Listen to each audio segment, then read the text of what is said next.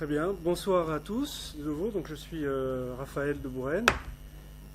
Donc ce soir, à l'invitation de IDH et de Olivier, je vais vous faire un petit topo sur le sujet de la paternité responsable. Alors avant de rentrer dans le vif du sujet, je veux juste vous signaler qu'évidemment je ne suis pas un spécialiste particulier de la question. J'ai une expérience de père, je suis père de famille, j'ai 6 enfants, mais voilà, j'ai essayé de mener une réflexion un peu personnelle sur ce sujet en ayant quelques lectures, et donc je vais vous amener ce soir un peu le fruit à la fois des constats que j'ai pu faire au travers des lectures que j'ai faites et des réflexions que ça m'a apporté. Alors évidemment, le mot père, pour chacun d'entre vous, évoque tout un tas de choses différentes, en fonction des personnes, en fonction des lieux, en fonction des époques. Mais en tout cas, ce qui est certain, c'est qu'on a tous une image du père, quelle qu'elle soit. Victor Hugo disait qu'au-dessus de tout homme, et quoi qu'on puisse faire, quelqu'un est toujours Dieu, quelqu'un est toujours père. Donc on a tous un père. Et en ce qui concerne notre époque, et la crise qui la caractérise, il me semble qu'il y a une dimension importante de cette perte de repères qui est liée aux problématiques de la transmission, à l'attitude que notre société a vis-à-vis de la tradition et aussi à un certain rejet de l'autorité. Et toutes ces composantes sont généralement associées à l'image du père, à la symbolique du père. Donc on peut dire que l'époque dans laquelle on vit, d'une certaine manière, dans cette époque, la paternité est en crise. Au moins, on peut dire qu'elle évolue fortement et qu'elle est remodelée. Donc, voilà. Ce soir, on va essayer de prendre quelques instants pour réfléchir. Je vais vous parler. Je crois qu'à la fin, il y a un temps d'échange. On pourra réfléchir et discuter ensemble autour de cette question-là. Alors, j'ai préparé un topo en 4 parties. Je vais d'abord essayer de faire un retour historique sur l'évolution du père à travers les âges. Vous voyez, on va balayer rapidement, depuis l'Antiquité jusqu'à aujourd'hui, un peu comment l'image du père a pu évoluer au travers des âges. Ensuite, on va se focaliser un peu plus sur l'époque actuelle et de voir aujourd'hui quelle est l'image du père dans notre société. On va essayer aussi, dans un troisième temps, de réfléchir brièvement et modestement sur quelles bases idéologiques et philosophiques ont pu nous amener à la situation dans laquelle on est aujourd'hui, concernant cette image du père. Et je terminerai sur une 4e partie où je vais vous donner un petit peu, selon moi, qu'est-ce qu'un père responsable, que peut être un père responsable aujourd'hui au XXIe siècle. Alors, donc ce retour historique sur l'évolution du père à travers les âges, alors je me suis appuyé pour cette partie sur un bouquin d'Alexandre de Villebois, qui est un psychiatre hollandais, et qui a repris les travaux de différents historiens, dont je ne vais pas tous les citer, mais sur chacune des époques, on va balayer. Il s'est appuyé sur les travaux de différents historiens. Alors, on va d'abord voir un peu à l'époque de l'Égypte ancienne.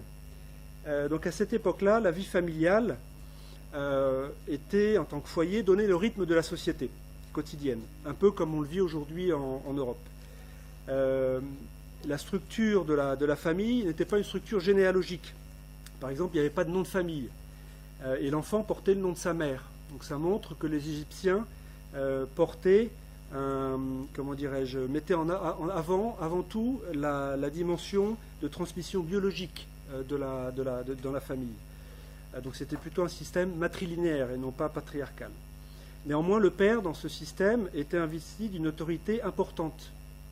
Et il avait une position centrale, notamment dans ce qui concernait la transmission de la culture et de la tradition. Donc c'est lui notamment qui était chargé de transmettre les règles et les lois sacrées. Donc il avait une autorité sociale, je dirais. Les concepts que j'évoque là sont des concepts généraux, évidemment, pas des concepts particuliers. Il avait une autorité qui n'était pas liée à sa propre personne, mais ni à son charisme propre d'homme, avec une telle ou telle personnalité. Mais il avait une autorité, en quelque sorte, qui le dépassait. Et cette société considérait les enfants qui ne se laissaient pas guider par leur père comme des sortes de morts-vivants, qui étaient un peu mis au banc de la société. Il y avait un adage à cette époque-là, qu'on pourrait méditer aujourd'hui, qui disait « Quelqu'un vit quand l'autre le guide ». Voilà, donc pour un enfant, c'était important d'écouter son père et de suivre la sagesse du père. Néanmoins, cette sagesse, cette paternité culturelle, elle avait une caractéristique qui était très intéressante. Il était implicite dans cette transmission que le fils devait et pouvait surpasser le père. Donc ça donnait de fait une société relativement harmonieuse avec un conflit des générations relativement peu problématique, car le père transmettait et s'effaçait au profit des enfants. Et donc les nouvelles générations pouvaient à la fois bénéficier de la sagesse des anciens et essayer de trouver leur propre voie pour faire grandir la société. Donc voilà pour ce qui concerne l'Égypte ancienne. Dans l'Ancien Testament, donc la société hébraïque, là par contre on est dans un système hyper patriarcal.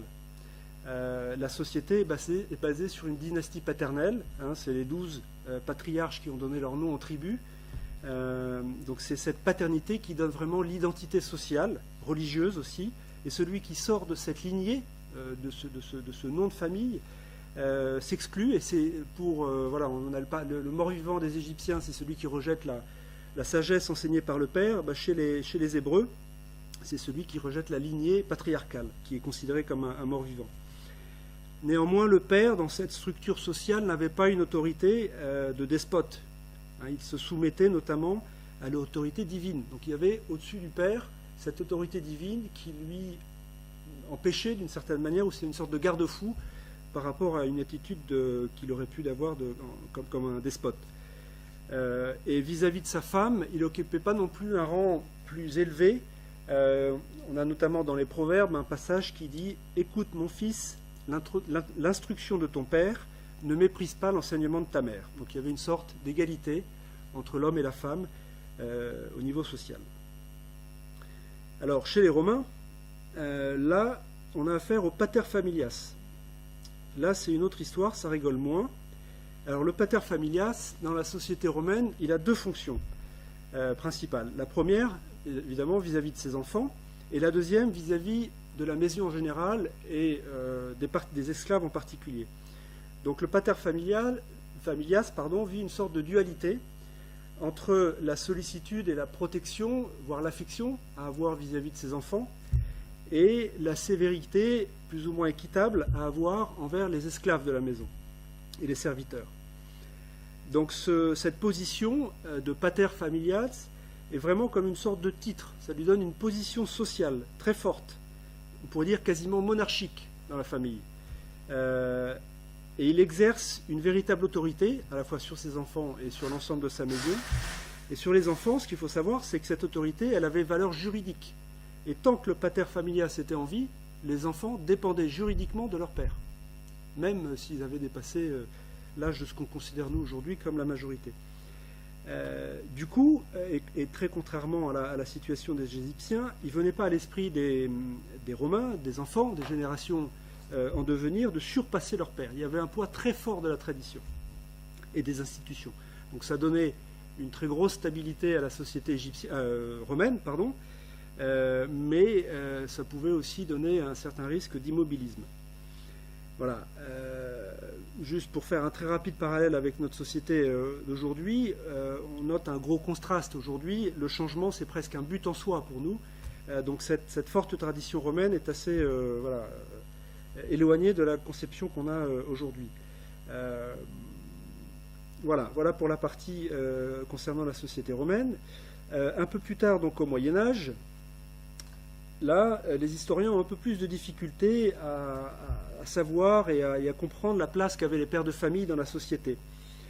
Néanmoins, on peut dire que l'éducation de la jeunesse était assez différente de ce qu'on connaît aujourd'hui.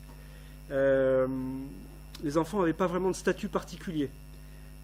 Très tôt, souvent ils quittaient le sein de la famille et ils étaient mis en apprentissage ailleurs, en dehors de la famille, pour apprendre un métier. Ils étaient insérés très vite dans un monde adulte. Donc en fait, l'éducation avait autant lieu dans une sorte de communauté élargie qu'au sein de la famille nucléaire telle qu'on la connaît aujourd'hui. Bonsoir. Voilà. Donc pour ce qui concerne l'héritage et l'image du père dans cette société, je préfère vous parler et me référer au père abbé des communautés monastiques. qui se sont développées au Moyen-Âge, comme vous le savez.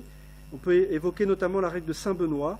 Et cette règle, on ne va pas rentrer dans les détails, mais en gros, elle empêchait l'abbé, le père abbé, de régner comme le pater familias que j'évoquais à l'instant dans la société romaine. Donc au contraire du pater familias, l'abbé, lui, exerçait à la fois une autorité sur ses moines, mais il devait aussi les écouter, il devait se soumettre aux mêmes règles de vie, aux mêmes normes, et de fait, il avait une position d'égal, finalement, vis-à-vis de ses propres frères. Puisque tous, un peu comme dans la société hébraïque, tous étaient fils du même père, donc il y a une transcendance, et l'abbé, finalement, a une position d'autorité, mais pour mieux servir ses propres frères. Donc cette relation père-fils, maître-élève, a très fortement imprégné et formé la civilisation européenne, et elle reste aujourd'hui, je pense, assez présente dans la structure et dans les relations des pères à leurs fils, qui a abandonné cette relation très rigide qu'il y avait dans le monde romain pour établir une hiérarchie beaucoup plus relative entre le père et son enfant. Donc notamment, dans cette relation-là, on admet que le père puisse faire des fautes, et le fait qu'il fasse des fautes ne lui fait a priori pas perdre la face, ne lui fait pas perdre le respect de ses enfants. Alors après, quand on avance un petit peu dans le temps et qu'on regarde sous l'Ancien Régime, on constate qu'au moment après la Renaissance et la Réforme, on a observé une sorte de retour vers le modèle romain. Les enfants à cette époque-là étaient considérés mineurs jusqu'à 25 ans. Alors, je ne vous l'ai pas dit, mais au Moyen-Âge, la limite était plutôt fixée à beaucoup plus jeunes, à 12 ans pour les filles, 14 ans pour les garçons, selon certains historiens. Donc voilà, il y a un peu un retour en arrière. Et la famille de cette époque a une image un peu morose, une sorte d'unité de production. L'amour a peut-être pas grand-chose, il n'y a pas beaucoup d'amour dans cette cellule familiale, sans doute surtout chez les paysans et les petits bourgeois, où il y avait parler d'unité de production, un objectif, pas dire de survie, mais de production pour que la famille puisse vivre. Donc on peut imaginer que le père n'avait pas nécessairement beaucoup d'affection ni pour sa femme ni pour ses enfants. Et ce retour à une certaine forme du pater familias romain a notamment trouvé son apogée dans la figure du Hausvater en Allemagne, dans l'Allemagne du XVIIIe siècle en particulier, et celui-ci, le Hausvater, exigeait une obéissance absolue de sa femme, de ses enfants, donc il était un peu comme le pater familias. Donc on constate aujourd'hui que cette mentalité a marqué quand même pas mal de générations de régents, de directeurs d'école, jusqu'à relativement récemment, jusqu'au début du XXe siècle, où il y avait un sens du devoir très, très fort, un sens de l'obéissance, où chacun connaissait sa place et devait respecter et rester à la place à laquelle la société le plaçait. Ensuite, donc, quand on passe à la période du XIXe siècle et jusqu'à aujourd'hui, il y a eu toute la révolution industrielle, démocratique du XIXe siècle, qui s'est faite en même temps qu'une explosion démographique très importante.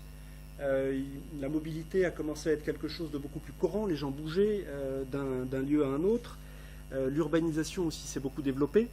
Il y a eu de très nombreux progrès techniques, avec un esprit de compétition qui s'est développé et un rapport entre les générations qui a un petit peu changé, puisque chaque génération estimait ou essayait d'être meilleure que les précédentes. Donc cette émancipation a eu évidemment des effets très positifs. On a pu définitivement se libérer de cette image du pater familias ou du Hausvater. Et sans doute, c'est en tout cas ce que certains historiens modernes pensent, que c'est à cette époque-là que les liens affectifs dans la famille ont pu être d'une certaine manière introduits ou réintroduits. C'est difficile à savoir exactement. Encore une fois, les commentaires que je vous fais sont des considérations générales. De manière plus particulière, on ne peut pas affirmer qu'il n'y a jamais eu d'affection dans aucune des familles du Moyen-Âge ou des époques précédentes. Mais voilà. De manière générale, on estime que c'est à cette époque-là que l'affection et les liens plus plus émotionnels se sont réintroduits dans la famille. Mais ça a aussi cette époque a aussi contribué à faire perdre les liens communautaires et les règles sociales qui étaient associées à la famille. On en a parlé au Moyen-Âge et plus tard. Donc voilà, certains sociologues comme Edward Shorter parlent à ce moment-là de couples flottants postmodernes. Donc on introduit une sorte d'instabilité dans l'image de la famille et donc du père, puisque finalement c'est au cours de ces dernières évolutions que l'image du père a perdu de son autorité naturelle et sociale qu'on lui reconnaissait autrefois. Alors je l'ai dit, il y a des bons côtés, mais il y en a sans doute aussi des plus néfastes. Alors voilà pour les rappels historiques. Maintenant, si on se focalise un peu plus, donc j'en arrive à ma deuxième partie, sur la société d'aujourd'hui, sur le XXIe siècle, je pense qu'il est assez évident pour n'importe quel observateur un petit peu averti, et sans doute aussi pour chacun d'entre vous, que la société dans laquelle on vit, la place du père et l'image du père est très, démystifiée, désidéalisée. Voire même carrément, elle disparaît pour certains. Alors, j'ai essayé de réfléchir et de retirer quelques exemples concrets qui traduisent de cette sorte de crise de la paternité aujourd'hui. Et d'abord, j'ai essayé de réfléchir au modèle de société dans lequel on est finalement. Aujourd'hui, on peut dire qu'on est dans une société qui est fortement marquée par l'individualisme. L'individu est roi, et le but pour beaucoup d'entre nos concitoyens, c'est de se réaliser soi-même, c'est-à-dire d'assouvir un certain nombre de désirs personnels. Et on considère notamment que chacun doit pouvoir être libre de choisir son mode de vie personnel et notamment son mode de vie familial. Tout cela tant que ça ne déroge pas son voisin. Donc il y a un grand relativisme associé à cet individualisme, l'un étant le pendant de l'autre. Et il n'y a plus vraiment de normes générales auxquelles chacun puisse se référer. Donc dans cette société, on ne conçoit plus le modèle familial que l'on avait encore il y a quelques générations, avec une structure très hiérarchique et très communautaire, dans laquelle le père avait une fonction, je dirais, partagée, que tout le monde acceptait, de manière plus ou moins forte, d'autorité, de hiérarchie, mais voilà, il y avait un modèle qui évoluait un peu en fonction des lieux et des époques, mais il y avait cette figure de chef, de sage, de maître qu'avait le père, qui a disparu. Et au contraire, l'individu, de manière générale, aujourd'hui, n'accepte plus de recevoir les normes d'une tradition, des règles, chaque nouvelle génération, chaque dernière génération, poussée par les progrès techniques, a l'impression d'être très supérieurement intelligente à la génération qui précédait. Et donc on peut dire que d'une certaine manière, les pères se retrouvent un peu sans emploi. Il me semble que ces changements-là se sont révélés de manière particulièrement visible et éclatante dans les années 70, au moment de la période de mai 68 notamment, où là, la figure du père était explicitement rejetée par tous les intellectuels, enfin tous, certains en tout cas, les intellectuels, certaines parties des intellectuels de l'époque, une majorité, les jeunes, les étudiants qui scandaient dans la rue « Abat les pères », donc là on ne peut pas faire plus explicite, et on voit à ce moment-là une sorte d'aboutissement d'une idéologie où, comme je le disais à l'instant, les nouvelles générations se désolidarisent complètement des précédentes et cherchent à réinventer un mode de vie à partir de rien, complètement nouveau. Alors, un des exemples très concrets que j'ai voulu mettre en avant, c'est la transmission du patronyme. Alors, je ne sais pas si vous êtes au courant, mais depuis juin 2003, depuis le 18 juin 2003, très exactement, le gouvernement Raffarin II a promulgué une nouvelle loi relative à la dévolution du nom de famille, et qui dit qu'un enfant né après le 1er janvier 2005, c'est ça, peut porter soit le nom du père, comme auparavant, depuis la loi du 6 fructidor en 2, donc voilà, depuis cette loi, les enfants portaient le nom du père, et depuis cette nouvelle loi du 18 juin 2003, donc soit le nom du père, je disais, soit celui de la mère, soit les deux, dans l'ordre choisi par les parents.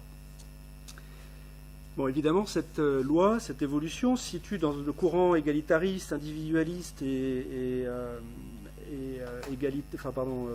voilà, le modèle de société que j'évoquais à l'instant, qui vise notamment à anéantir tous les éléments discriminants entre l'homme et la femme.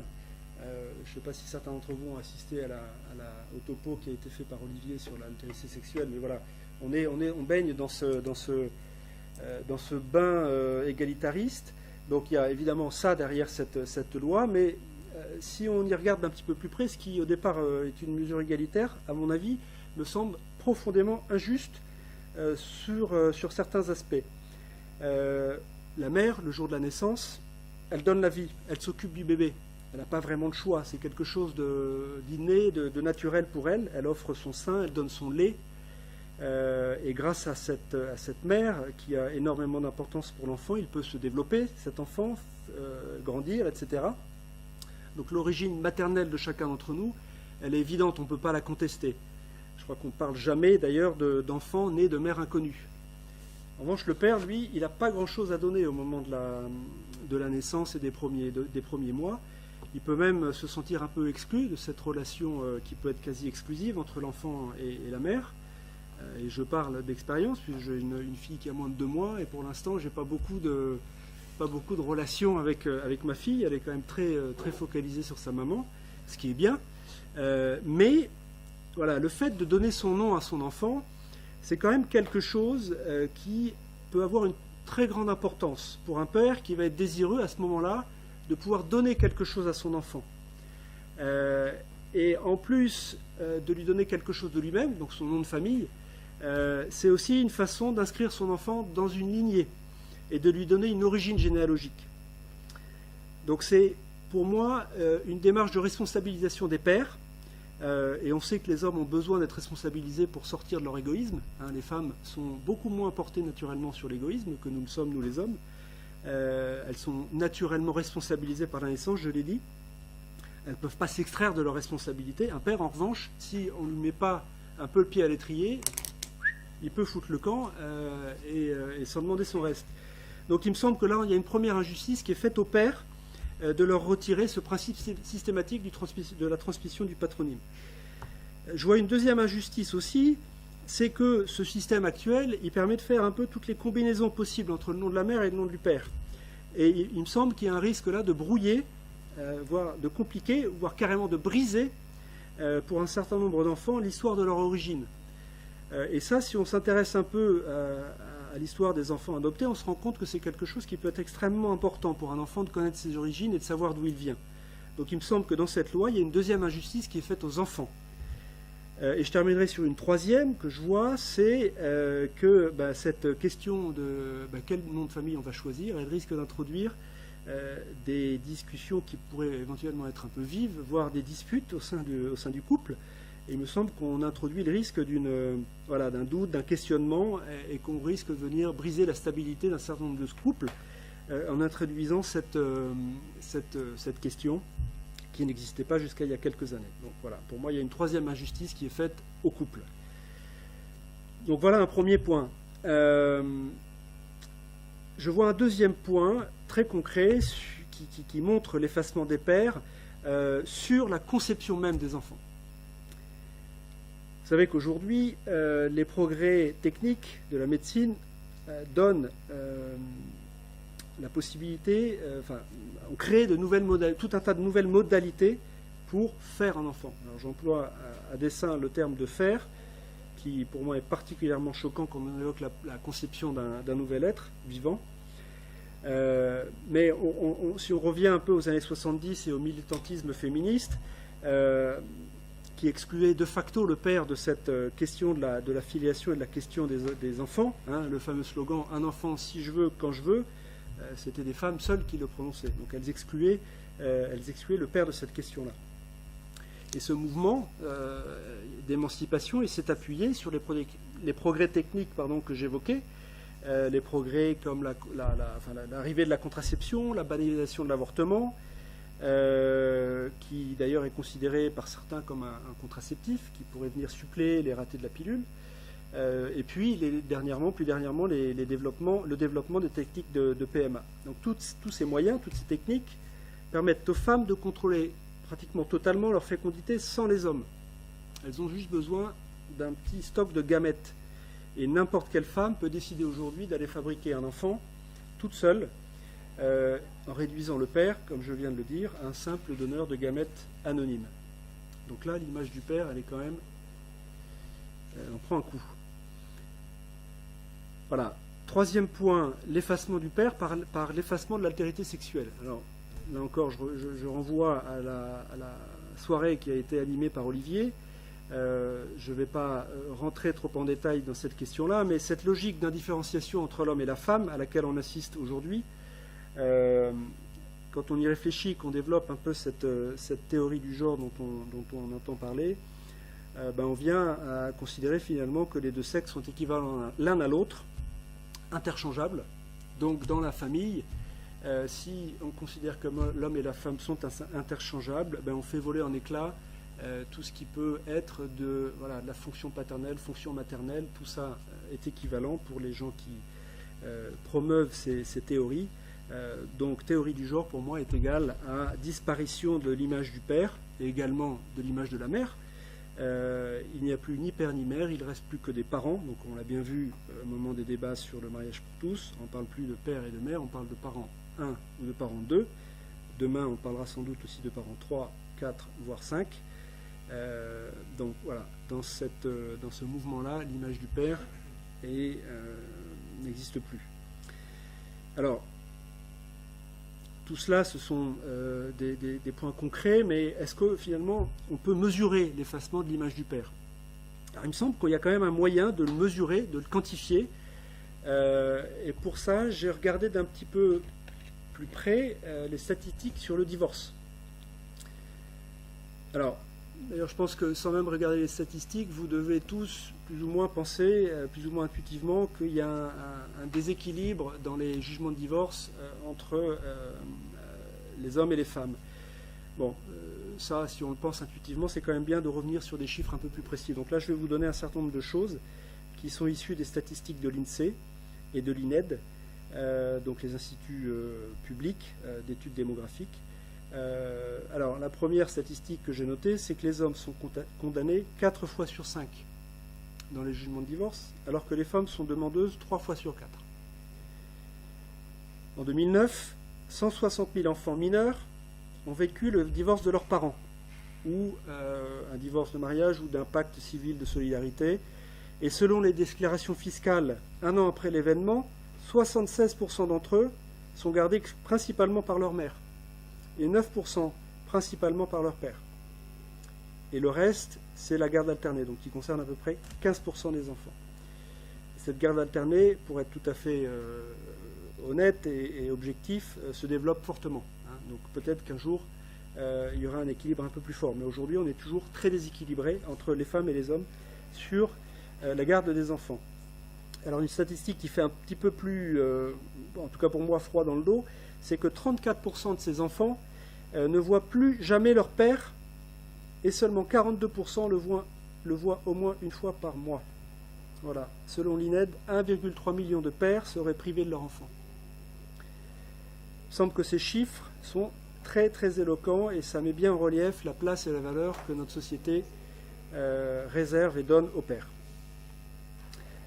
Alors évidemment, cette forte dégradation de l'image des pères, elle est sans doute aussi liée à la place que les femmes ont prise ces dernières décennies. Et il faut reconnaître que les femmes, d'une manière générale, arrivent bien souvent à la fois à continuer à jouer leur rôle de mère, et pour ça, heureusement, elles sont encore irremplaçables. Pour combien de temps?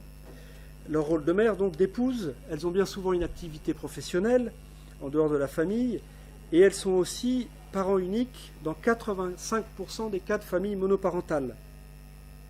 En somme, elles sont souvent capables d'assumer un peu tous les rôles, et elles le font bien, la plupart du temps, avec force, avec courage.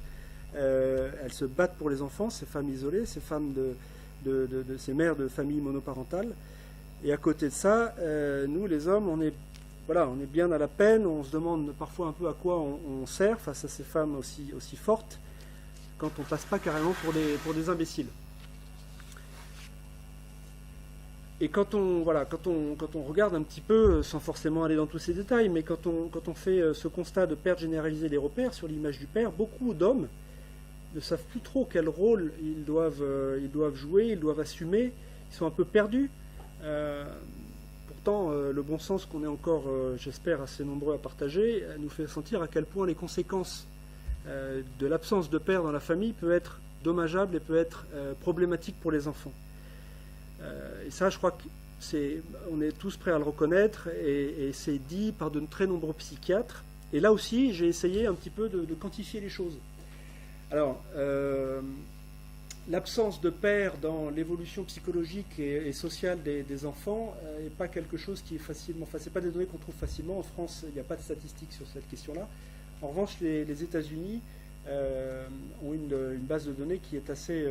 qui est une des seules existantes, mais qui est assez... comment dirais-je... qui montre bien les choses. Donc là encore, je vais vous donner un certain nombre de chiffres. Donc qui sont liés, comme je l'ai dit, essentiellement à des recherches faites aux USA. Alors, sur la question de l'école, les enfants sans père, donc qui n'ont pas eu la chance d'avoir un père au sein de la cellule familiale, sont 2 fois plus susceptibles que les autres de décrochage scolaire. Alors je ne sais pas si je donne toutes mes sources, peut-être qu'un document pourrait être transmis par ailleurs pour ne pas perdre trop de temps, c'est l'US département, tatati tatata, elles existent.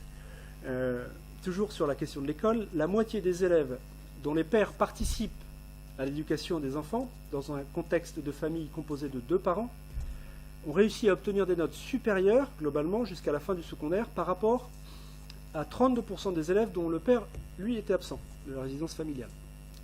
Voilà, là aussi, clairement, une grande différence. Alors, sur la question de la pauvreté, les enfants issus de foyers sans père sont 5 fois plus susceptibles de vivre dans la pauvreté.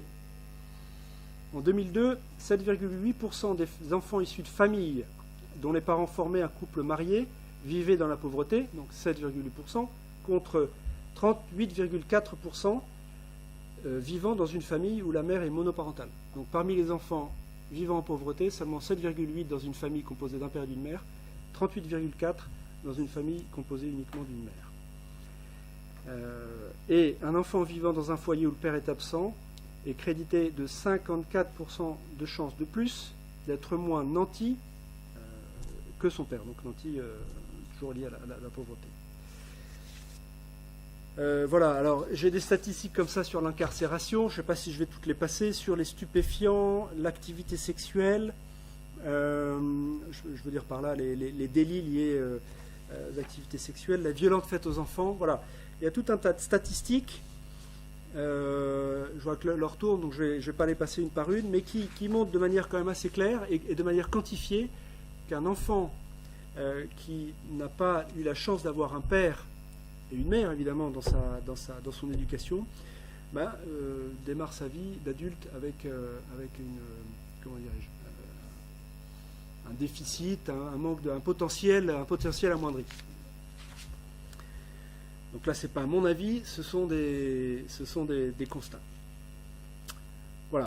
Alors, après avoir fait un peu tous ces constats, c'est évidemment assez difficile d'analyser, de réfléchir, mais cette origine, est-ce que c'est une succession d'événements? Est-ce que c'est un peu le hasard? Est-ce que c'est le fruit d'une succession d'évolutions de nos sociétés qui nous a amené à ça? C'est difficile à dire. Mais moi, mon avis personnel, je pense qu'il y a quelque chose de plus que le simple hasard. Et il me semble qu'il y a une pensée philosophique qui est à l'origine de cette crise actuelle. Alors, je ne suis pas philosophe, je ne suis pas intellectuel, donc je ne vais pas vous faire de grandes théories. Néanmoins, j'ai lu récemment un bouquin, le livre de François-Xavier Bellamy, que vous êtes peut-être quelques-uns à avoir déjà lu, qui s'appelle « Déshériter ou l'urgence de transmettre », que je vous invite à lire, parce qu'il est très intéressant. Alors, il traite plus de la crise de la transmission dans l'institution scolaire. Il en traite plus sous cet angle-là que sous l'angle familial. Néanmoins, quand je l'ai lu, j'ai vraiment fait des parallèles avec ce topo que j'étais en train de préparer, et j'ai voulu vous en dire quelques mots parce qu'il me semble que c'est très éclairant. Et j'ai notamment été frappé donc, par l'analyse qu'il fait de l'origine de cette crise, donc de l'école, et avec le parallèle qu'on peut en faire quant à l'origine de la crise de la paternité que j'ai décrit jusqu'à présent. Alors, François-Xavier Bellamy, en fait, retrace tout simplement, réexplique ou remet en lumière la pensée de deux philosophes des Lumières, Descartes et Rousseau. Et on va voir, encore une fois en quelques mots, comment leur pensée, leur base idéologique et philosophique façonnent, selon moi, aujourd'hui l'image du Père. Alors Descartes, d'abord, au travers de ces deux ouvrages, le discours de la méthode et les méditations métaphysiques, finalement, théorise le besoin de ne pas transmettre. Pour lui, pour Descartes, l'être idéal est une personne qui va découvrir son savoir par elle-même, sans être polluée par la transmission d'un savoir ou d'une culture. Donc pour Descartes, le travail de l'éducateur va consister avant tout à proposer une méthode, plutôt qu'à transmettre une connaissance. Il considère que cette connaissance de l'éducateur est plus une opinion parmi d'autres qu'une vérité. Donc, à cette époque-là, la pensée de Descartes a introduit le doute, la nécessité de se méfier, de remettre en cause, de critiquer, de développer l'esprit critique. Pourquoi ? Parce que pour lui, le plus important, c'est que chacun puisse se construire son propre savoir par sa propre raison. Alors évidemment, ça a du bon, l'esprit critique, c'est nécessaire. Mais évidemment, quand on pousse le raisonnement un peu loin, ça, c'est ce que je disais en introduction, c'est le besoin de ne plus transmettre. Voilà. Les pères, leur rôle historique, c'était la transmission. Descartes théorise le besoin de ne plus transmettre. Donc l'homme cartésien, l'homme moderne, doit révoquer définitivement tout héritage. Il ne doit plus rien recevoir du passé. Il doit être seul juge et créateur de son savoir acquis par sa propre raison. Donc, pas de père. Idéalement, même, pour Descartes, il faudrait qu'on puisse naître sans passer par la case de l'enfance. Et naître directement adulte, avec déjà sa raison, pour ne pas être pollué pendant toute l'enfance, toute l'éducation, l'école, etc. Donc, pour Descartes, il faudrait arriver directement à l'âge d'adulte. Feuille blanche, on a sa raison, on construit son propre savoir. Voilà ce que c'est que l'homme moderne pour Descartes. Rousseau. Alors Rousseau, donc c'est un siècle plus tard, au XVIIIe, le siècle des Lumières. À cette époque-là, tous les philosophes et tous les penseurs croient que le salut viendra du développement des sciences. Et Rousseau, lui, a une pensée assez paradoxale et iconoclaste par rapport à ça. Il affirme, lui, au contraire, que le progrès de la civilisation, les progrès techniques, conduisent l'homme à devenir mauvais et le rendre malheureux. Donc lui, il pense au contraire que l'homme trouve sa perfection dans la nature et que l'apport d'une culture va l'éloigner de sa nature initiale. Et donc que toute tentative pour cultiver, améliorer cette nature, ou voire la perfectionner, est une rupture avec l'équilibre initial. Donc Descartes, je le disais à l'instant, parlait d'un homme idéalement qui pourrait naître déjà adulte. Mais Rousseau, lui, c'est l'inverse. Il prône le retour à un homme enfant, à l'homme sauvage, qui resterait proche de la nature, sans aucune déformation d'un quelconque apport technique, culturel. Donc un homme qui resterait un enfant. Alors, on a l'impression, à première vue, que ce sont deux conceptions qui s'opposent, avec d'un côté Descartes qui rêve d'un homme qui n'aurait jamais été un enfant, et qui serait né pourvu de sa raison et qui construirait son propre savoir à partir de sa raison, et Rousseau qui lui prône l'homme idéal qui serait un enfant et qui ne deviendrait jamais savant. En fait, on voit bien dans ces deux pensées philosophiques que l'individu moderne qu'ils dessinent tous les deux est un être qui n'aura rien reçu ni de ses parents ni de ses enseignants, qui ne sera influencé par aucune culture. Et donc, le point commun de ces deux approches, c'est une condamnation claire, nette, sans équivoque et irrévocable de l'idée de transmission. Voilà. Donc, quand on songe à ça, et donc encore une fois, je vous invite à lire ce bouquin de François-Xavier Bellamy, qui l'expose de manière beaucoup plus savante et claire que je le fais maintenant. On comprend bien que l'idée de transmission, aujourd'hui, puisqu'on sait l'influence qu'ont eu ces philosophes dans la pensée occidentale contemporaine, Donc on comprend sans doute mieux à cette lumière-là, enfin quand on repense à ça, pourquoi aujourd'hui dans l'inconscient collectif, la transmission est considérée par certains comme une aliénation, Et on en a en ce moment un exemple particulièrement frappant avec la réforme sur l'école, sur le collège. Hein, voilà, on va jusqu'à empêcher l'enfant de se construire. On veut le laisser se faire lui-même, trouver ses propres repères, ses propres références, qu'il puisse faire ses propres choix et adopter individuellement ses propres valeurs. On revient à cette société individualiste dont je parlais tout à l'heure. Donc voilà, un constat, petite histoire, un constat, quelques réflexions pour mieux comprendre idéologiquement comment on a pu en arriver à cette situation actuelle. Et maintenant, je vais essayer de vous dire ce que, selon moi, un père responsable peut être.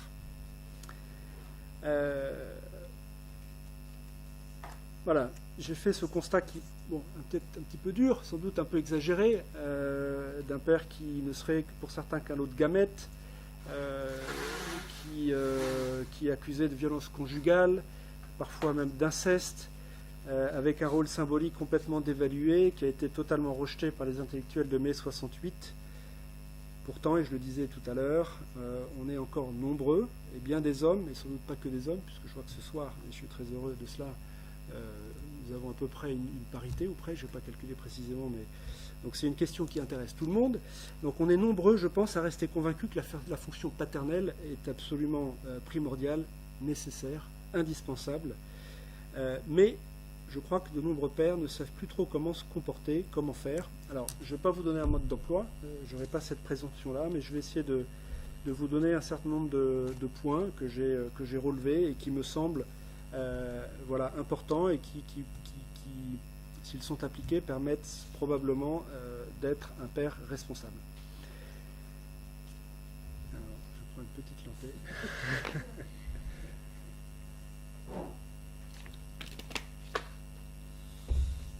Alors, le premier aspect que je veux soulever, c'est la responsabilité du père sur la question de la sexualité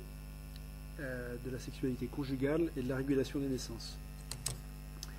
Il me semble que un père, évidemment, avant d'être un père, on est un mari, on est un époux, et on est père uniquement dans la mesure où on a une femme avec laquelle on va pouvoir donner la vie. Donc la première responsabilité d'un père, finalement, c'est celle d'être un époux. On en a parlé précédemment, rapidement, de cette époque qui incite très fortement les femmes à se libérer des contraintes de la maternité. Elles sont même considérées par certaines féministes, cette maternité est souvent considérée par certaines féministes comme un fardeau dont il faudrait se libérer. Et cette libération, elle passe par l'utilisation de moyens de contraception, pour, voilà, encore une fois, j'emploie le terme de libérer les femmes des contraintes de leur corps. Alors, moi, il me semble que cette notion de liberté, quand on l'associe à cette question de la contraception, elle est très discutable. Puisque finalement, cette liberté, entre guillemets, consiste à se rendre esclave d'une substance chimique, puisque les pilules sont bourrées d'hormones de synthèse, qui risquent d'apporter de sérieux ennuis de santé. Alors, on a peut-être des médecins parmi vous, j'en connais un, je ne vais rien lui apprendre en vous disant que la pilule, et ça a été révélé assez récemment, enfin ça a été révélé, c'est connu depuis bien longtemps, mais ça a été révélé de manière un peu plus large récemment, la pilule amène des risques de thrombose, des risques cardiovasculaires circulatoires, des risques de cancer.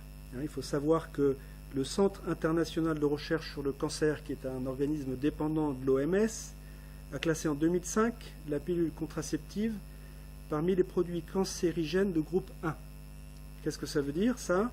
Eh bien, les produits du groupe 1, c'est ceux dont l'action est certaine quant à, comment dirais-je, à la possible survenue d'un cancer. Donc on est certain qu'il y a potentiellement une action des pilules pour la survenue d'un cancer. Donc voilà, associer la liberté, encore une fois, à se rendre l'esclave d'une substance comme celle-là, ça me paraît très discutable. Et donc il me semble, moi, pour revenir à la question qui nous intéresse, c'est que les maris, dans ce domaine, ont une possibilité très intéressante et grandement souhaitable de reprendre leurs responsabilités. D'abord, pour ne plus laisser peser sur les seules épaules de leurs femmes la responsabilité de la régulation des naissances, qui est trop souvent le cas aujourd'hui. Et deuxièmement, pour permettre à leurs femmes de se libérer des risques que je viens d'évoquer, inhérents à l'utilisation de ces hormones de synthèse. Alors il me semble que nous, les hommes, nous devons apprendre ou réapprendre, pour certains, la merveille du fonctionnement du corps de nos femmes, et notamment du cycle de la fécondité féminine, qui permet au couple d'avoir des clés physiologiques pour exercer sa responsabilité de parent ou de futurs parents dans le choix de donner la vie ou non. Alors, pour être beaucoup plus explicite, vous aurez sans doute compris que je parle des méthodes de régulation naturelle des naissances. Alors, je ne vais pas vous faire un topo complet là-dessus, ce serait l'objet d'une soirée en tant que telle. Néanmoins, il me semble que ce thème est vraiment central dans la question du couple et donc dans la question de la responsabilité des pères, des maris et puis des pères, parce que ça nous permet de nous placer dans un rapport équilibré et juste, l'un vis-à-vis de l'autre. Je veux dire l'homme vis-à-vis de la femme, et dans un rapport équilibré du couple vis-à-vis des enfants. Pour l'homme, ce rapport juste et équilibré vis-à-vis de la femme, il me semble qu'il est en particulier dans le respect du corps de sa femme et dans sa double capacité de don. La femme, elle a la capacité de donner son corps plein et entier dans l'union charnelle et conjugale pour témoigner de son amour à son mari.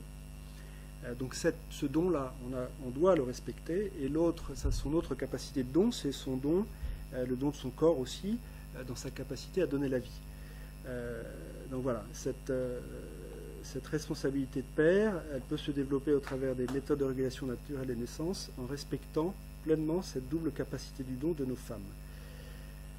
Et ce juste rapport équilibré, selon moi, va nous aider, nous les hommes, à avoir une vision intégrale de nos femmes, de leur être, de leur personne, à les respecter totalement et pleinement, au sens le plus concret qui soit. Et cette attitude, il me semble qu'elle va nous éviter certains écueils. Alors le premier écueil que je vois, c'est celui de tomber dans cette pensée dominante et très largement partagée malheureusement, qui pousse les hommes à ne voir leur femme que comme une personne dont on va pouvoir obtenir une jouissance physique, simplement pour assouvir notre propre désir sexuel, individualisme. Et le deuxième écueil que je vois, là, c'est carrément dans les nouvelles formes de famille qu'on voit apparaître aujourd'hui, où on ne regarde chez certaines femmes que leur capacité à donner la vie de manière exclusive et totalement injuste. Je pense là directement à la gestation pour autrui, ou pour assouvir un désir de maternité ou de paternité d'adulte. On ne voit aucun problème à utiliser chez certaines femmes uniquement leur capacité physiologique à porter un enfant, à lui donner la vie, et on fait totalement abstraction, chez ces femmes donc, des autres composantes de leur être. Quid de l'amour maternel de ces femmes qui vont porter un enfant, qui ne sera pas le leur plus tard? Quid des risques de santé qu'elles vont courir, de leur équilibre psychique?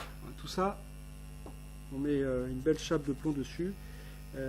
Voilà, donc si on prend un peu de hauteur sur cette question, il me semble que dès qu'on commence à considérer, à ne plus considérer une personne dans l'intégralité de son être, et qu'on met une de ses composantes de côté, donc encore une fois je me replace dans le rapport d'un homme vis-à-vis de sa femme, et je parle des deux composantes que j'évoquais tout à l'heure, le don de son corps pour la jouissance physique et le don de son corps pour la maternité. Donc dès qu'on met une de ces composantes de côté, il me semble qu'on court le risque de l'utilitarisme dans la vision qu'on a l'un par rapport à l'autre. Et l'utilitarisme, quand c'est poussé jusqu'au bout, ça mène à l'esclavage. Et là, je reviens à la question de la GPA de tout à l'heure. En ce qui me concerne, je considère la GPA, la gestation pour autrui, comme une sorte d'esclavage moderne. Voilà. Donc, ce respect du corps de nos femmes, me semble-t-il, est la première de nos responsabilités d'hommes, d'époux et donc de futurs pères. Alors, maintenant, je vais venir à une approche un peu plus psychanalytique, j'allais dire, notamment dans ce qui concerne l'éducation des enfants. Et je vais faire un parallèle entre le nom NOM du père et le nom NON du père. Alors, je l'ai évoqué tout à l'heure en vous parlant de cette loi récente sur la dévolution du nom de famille. Et je vous l'ai expliqué, selon moi, je trouve cette loi assez injuste. Le fait d'avoir détruit ce principe systématique de transmission du patronyme pour le remplacer par un choix subjectif et sentimental. Mais au-delà de cet aspect injuste, pour le père lui-même, donc je l'ai dit aussi, c'est un manque pour l'enfant, à qui on va brouiller la généalogie ou le fil de l'origine. Mais il y a aussi un autre aspect que je n'ai pas évoqué, mais que je vais évoquer maintenant, c'est le rôle que le père peut commencer à jouer dès la naissance, ce rôle de séparateur entre l'enfant et la mère.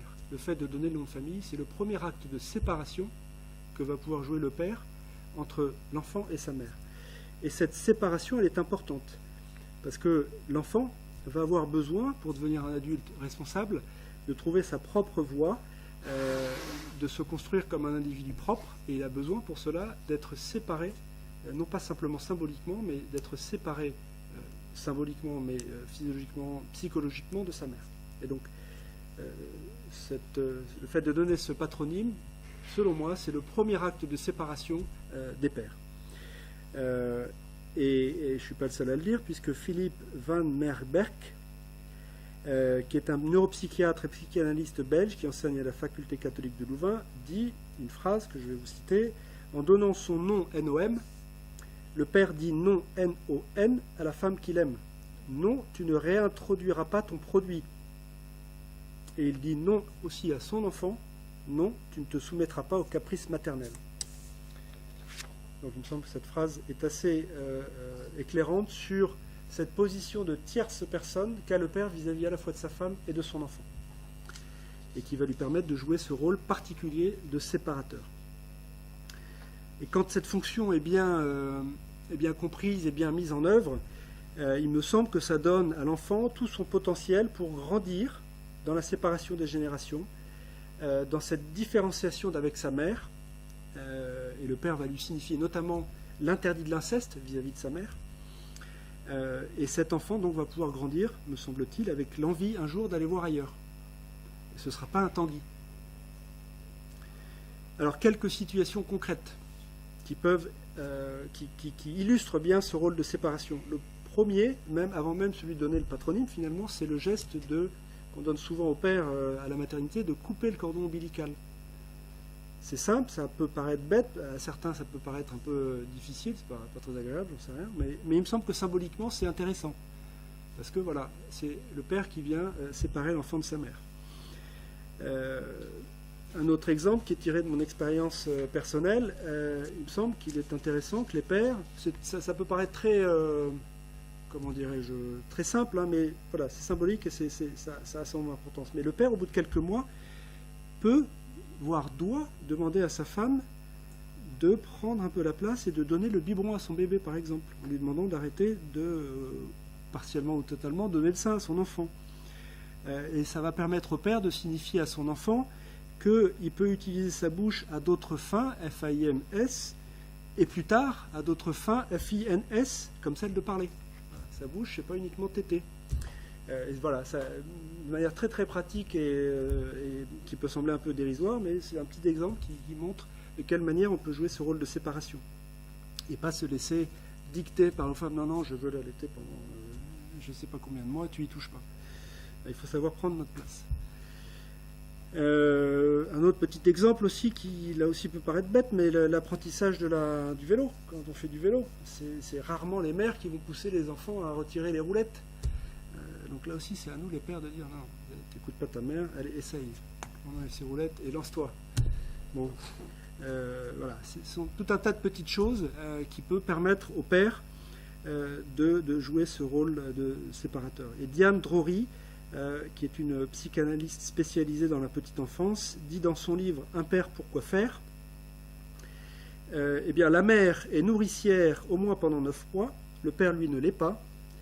C'est elle qui amène l'enfant à la vie, le père l'ouvre au monde. Voilà. ça résume assez bien ce rôle que je viens d'évoquer de séparateur. Alors, un autre aspect, j'ai parlé de séparation, maintenant je vais parler de différenciation dans l'éducation des enfants.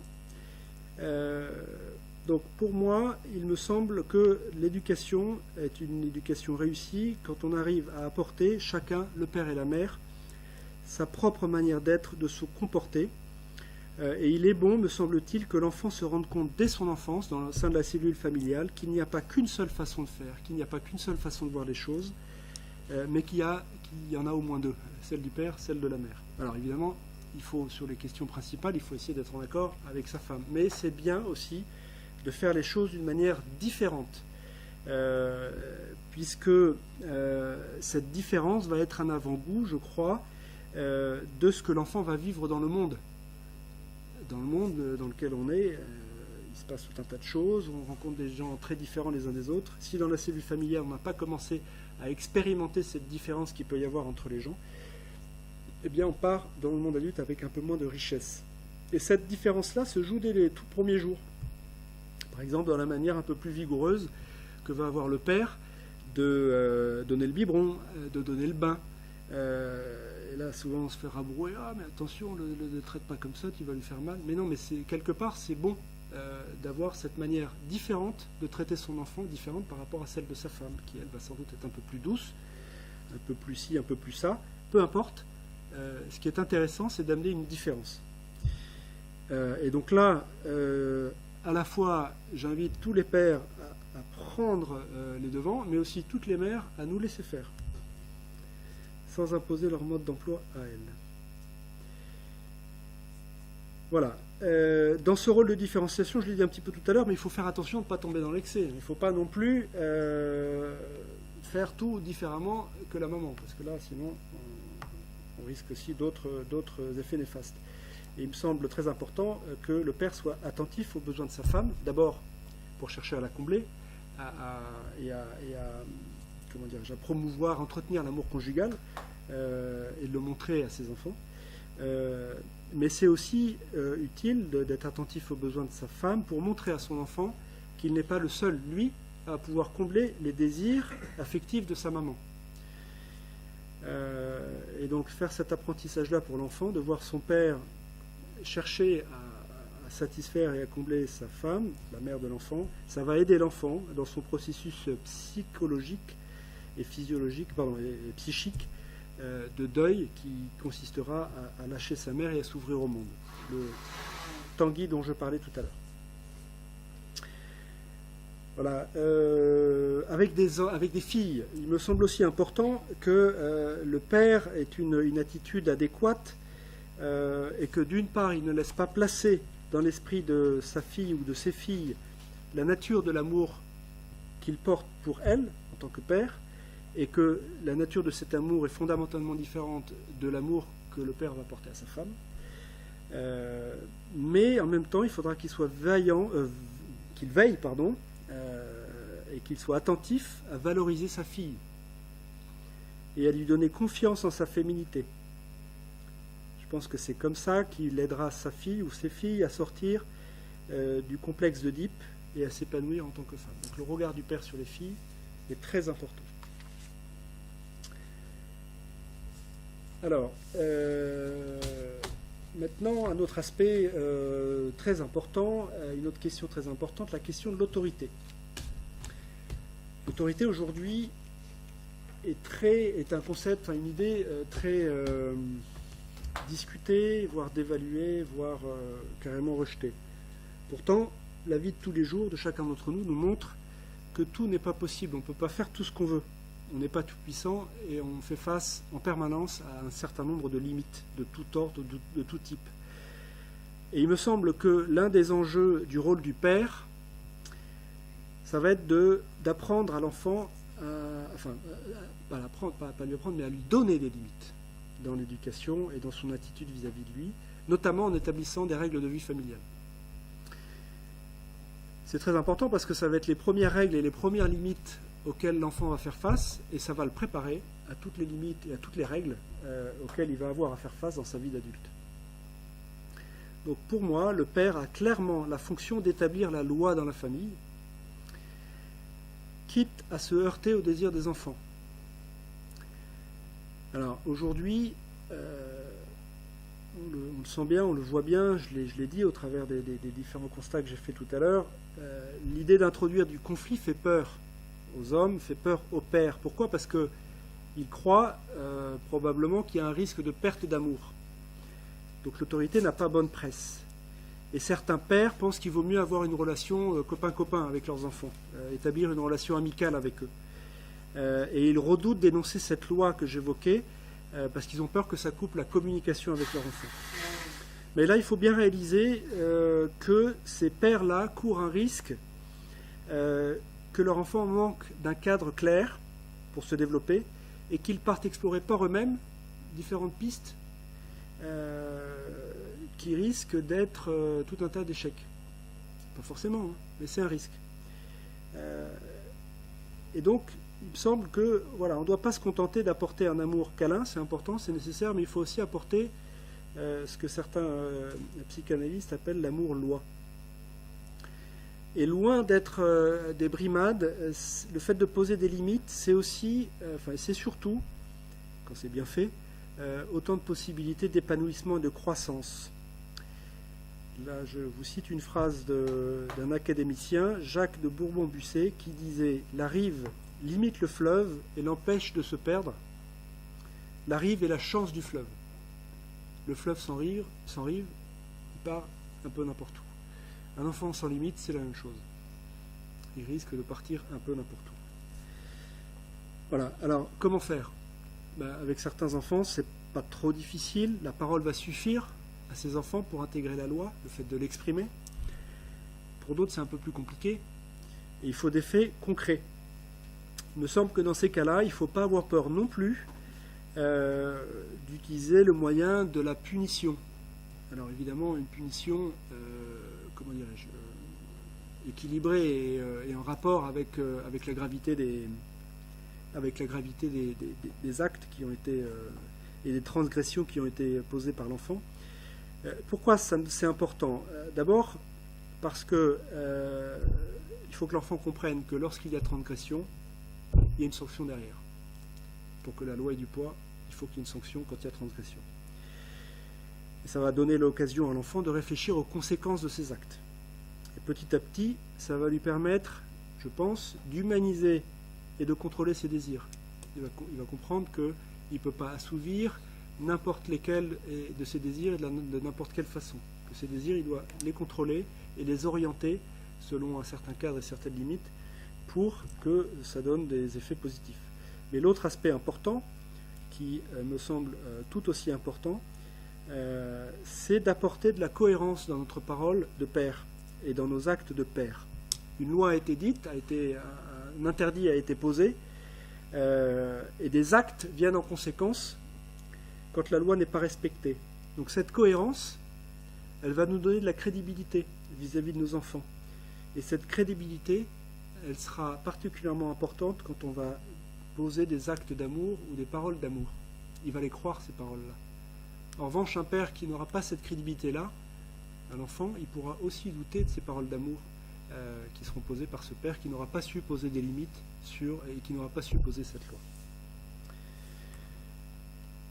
Alors, tout ce que je viens d'évoquer sur la question de l'autorité, ce n'est pas un domaine exclusif des hommes ni des pères, évidemment. Et il me semble que là, il est important de bien distinguer ce qui est de la fonction et de la place symbolique, la fonction du père et la place symbolique du père. Évidemment, la mère est souvent amenée, parfois plus souvent que le père, dans la vie quotidienne, à donner de nombreuses limites à ses enfants, à leur dire « fais pas ci, fais pas ça », puisqu'elle est bien souvent plus présente dans les soins quotidiens, dans tout un tas de choses. Donc c'est bien qu'elle le fasse, mais il faudra néanmoins qu'elle veille à ne pas s'attribuer la place symbolique du père et de la fonction paternelle, qui, je pense, doit être idéalement prise par le père. Alors, fonction maternelle, c'est quoi? La fonction maternelle, c'est très, très général et très schématique, mais c'est juste pour préciser un petit peu ce que je viens de dire. Fonction maternelle, ce serait l'idée d'enveloppe nourricière, de protection, de soins. Et en revanche, la fonction paternelle, c'est voilà, le tiers qui va, le séparateur, celui qui va apporter de la différenciation et qui va permettre à l'enfant de se détacher de sa mère et l'ouvrir au monde. Donc encore une fois, cette fonction paternelle, idéalement prise par le père, mais ce n'est pas quelque chose d'inéluctable, d'indispensable. Je pense en particulier aux familles monoparentales, aux veuves, à toutes ces situations où des femmes se retrouvent seules.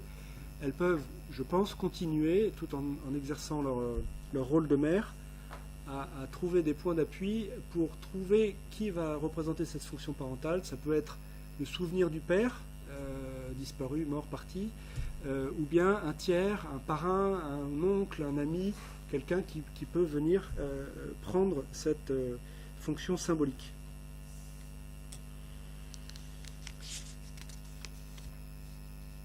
Voilà, donc je viens de parler de l'autorité du père, cette place symbolique de celui qui édicte les lois. Il me semble donc, même si c'est un terme qui est peut-être un peu désuet et qui ne plaira pas à nos amis féministes, il me semble que le père doit jouer le rôle de chef de famille. Alors, évidemment, j'entends pas par ce terme de chef un retour à l'ordre du pater familias romain, dont on parlait tout à l'heure, qui exerçait son rôle comme un monarque, comme un maître absolu, mais plutôt dans le sens de celui qui doit être et qui peut être l'assise et le soutien de la famille. Alors, pourquoi est-ce que ce rôle serait plus dévolu aux hommes qu'aux femmes ? Eh bien, moi, alors, il y a sans doute, on pourrait y trouver différentes raisons. Moi, j'en vois une assez simple et j'allais presque dire primordiale et physiologique. Là aussi, c'est quelque chose qui est tiré de mon expérience personnelle. Les femmes sont physiologiquement soumises à leur cycle hormonal, qui varie avec des hauts et des bas.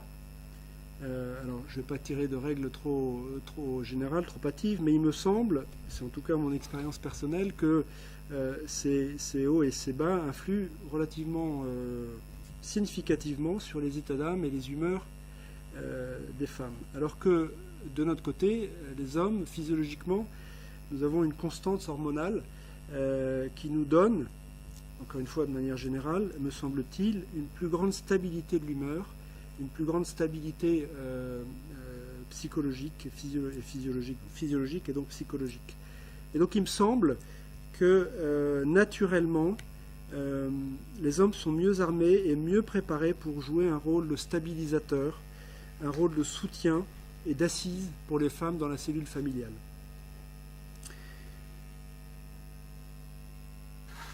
Un autre aspect, et je l'ai dit implicitement à plusieurs reprises dans mon topo, c'est que la femme a ce côté protecteur et spontanément, j'allais dire, décentré. On dit des femmes qu'elles sont altérocentristes, c'est-à-dire qu'elles se préoccupent plus spontanément des autres, elles s'occupent plus spontanément des enfants que les hommes, alors que l'homme a une nature plus centrée sur lui-même, plus égoïste, je l'ai dit tout à l'heure, mais qui va lui permettre de prendre une distance plus importante et une capacité plus spontanée à se confronter à l'extérieur. Et si on arrive à le responsabiliser, cet homme, et à le valoriser dans son rôle, il me semble qu'il est plus naturellement préparé à jouer ce rôle d'encadrement, de soutien et d'assise de la famille.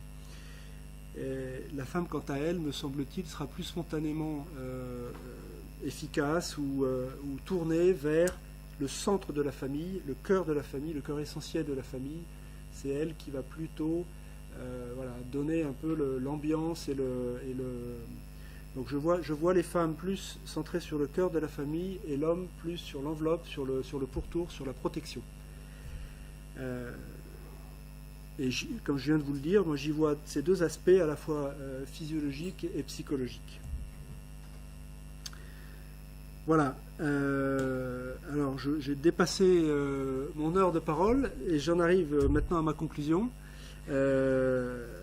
en disant juste quelques mots, et j'espère qu'on sera d'accord avec ça. Il me semble qu'on on a une responsabilité collective de réhabiliter les pères dans leur rôle et dans leur fonction,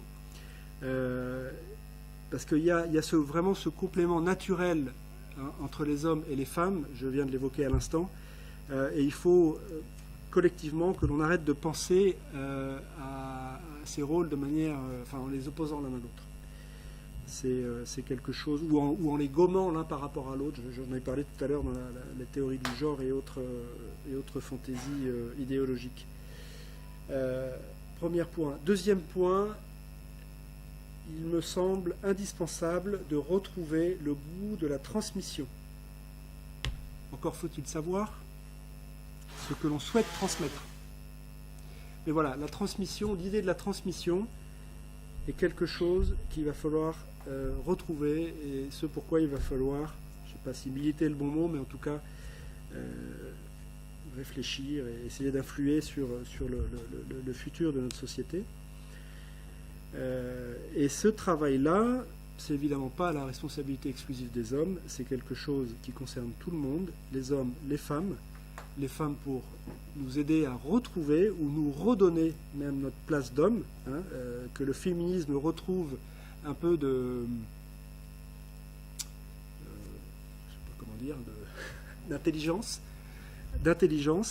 pour effectivement nous aider à trouver la juste place des femmes, mais sans chercher à écraser et à faire disparaître la place des hommes, que chacun retrouve et reprenne une place convenable et juste. Et je crois que si on ne parvient pas collectivement à redonner et à retrouver cette juste place de chacun, eh bien on arrivera à une société où il n'y aura plus ni père ni mère, il n'y aura plus ni homme ni femme, et on sera finalement dans une société totalement déshumanisée et abominable. Et pour ceux qui veulent savoir un peu ce que ça peut donner, lisez Le meilleur des mondes d'Aldous Huxley, et vous saurez le risque que l'on court. Voilà.